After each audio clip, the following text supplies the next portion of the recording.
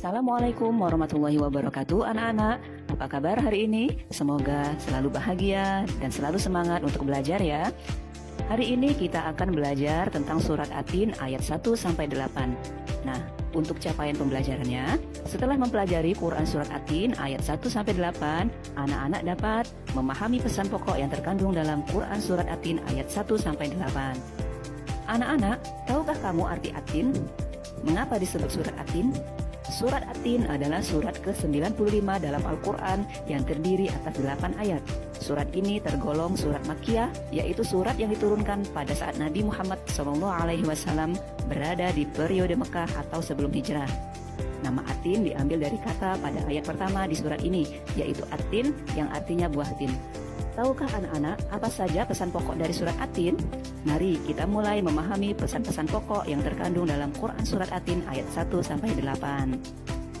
Ayat pertama, Wat-tini waz-zaitun. Artinya, demi buah tin dan buah zaitun. Anak-anak, buah tin dan buah zaitun memiliki banyak manfaat untuk kesehatan. Buah ini banyak tumbuh di negeri-negeri bagian timur seperti Palestina, yaitu tempat kelahiran para nabi, antara lain Nabi Dawud alaihissalam, Nabi Ismail alaihissalam, Nabi Yunus alaihissalam, dan Nabi Isa alaihissalam. Ayat kedua, wa turi sinin. Artinya, dan demi bukit Sinai. Tahukah anak-anak, Gunung Sinai berada di Mesir, di mana tempat Nabi Musa alaihissalam berdoa dan mendengar langsung wahyu dari Allah Subhanahu wa Ta'ala. Ayat ketiga, wahadzal baladil amin. Artinya, dan demi kota Mekah ini yang aman. Anak-anak, Mekah merupakan tempat kelahiran dan diutusnya Nabi Muhammad SAW oleh Allah Subhanahu wa Ta'ala untuk mengajak manusia untuk mengesahkan dan hanya menyembah Allah Subhanahu wa Ta'ala. Negeri Mekah dijanjikan oleh Allah Subhanahu wa Ta'ala selalu aman sampai hari akhir. Ayat keempat, laqad khalaqnal insana fi ahsani taqwim. Artinya, sesungguhnya kami telah menciptakan manusia dalam bentuk yang sebaik-baiknya. Anak-anak, Allah Subhanahu wa Ta'ala telah menciptakan manusia dalam bentuk yang sebaik-baiknya, jauh lebih sempurna daripada hewan, tumbuhan, dan ciptaan yang lainnya. Allah juga membekali manusia dengan akal. Dengan kelebihan inilah, Allah Subhanahu wa Ta'ala memberikan tugas kepada manusia sebagai pemimpin di muka bumi untuk berbuat kebaikan dan melestarikan bumi. Ayat kelima, tsumma radadnahu asfala safilin.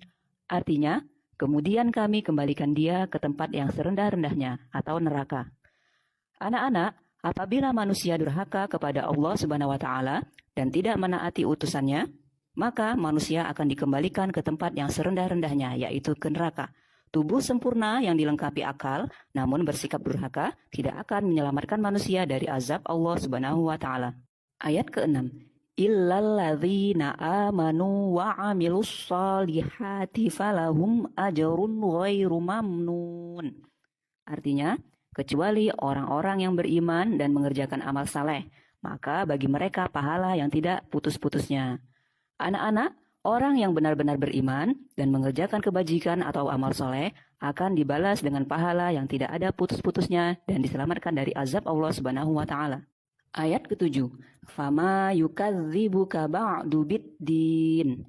Artinya, maka apakah yang menyebabkan kamu mendustakan hari pembalasan sesudah adanya keterangan-keterangan itu? Anak-anak, Allah Subhanahu wa Ta'ala menciptakan kita dengan bentuk yang sempurna melalui berbagai tahap dari bayi, anak, kemudian menjadi remaja, dewasa, tua, hingga meninggal. Ini merupakan bukti yang paling jelas tentang kekuasaan Allah Subhanahu wa Ta'ala. Dia Maha Kuasa untuk membangkitkan manusia dari kematian. Maka, apa yang menyebabkan manusia tidak percaya tentang hari pembalasan?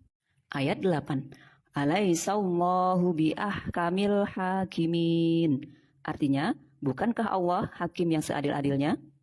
Anak-anak, Allah Subhanahu wa Ta'ala tidak menciptakan manusia dan makhluk lainnya secara sia-sia. Allah Subhanahu wa Ta'ala telah menurunkan aturan agar manusia dapat selamat hidup di dunia dan di akhirat.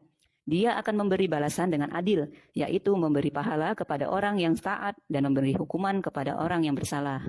Nah, anak-anak, setelah mempelajari materi ini, apa yang dapat anak-anak simpulkan tentang pesan pokok yang terkandung dalam surat At-Tin ayat 1-8?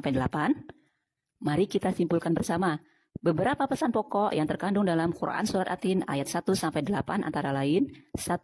Allah Subhanahu wa Ta'ala menciptakan manusia dengan keadaan sebaik-baiknya dan dibekali akal. Dengan kelebihan itu, manusia menjadi pemimpin di muka bumi ini untuk menjaga bumi.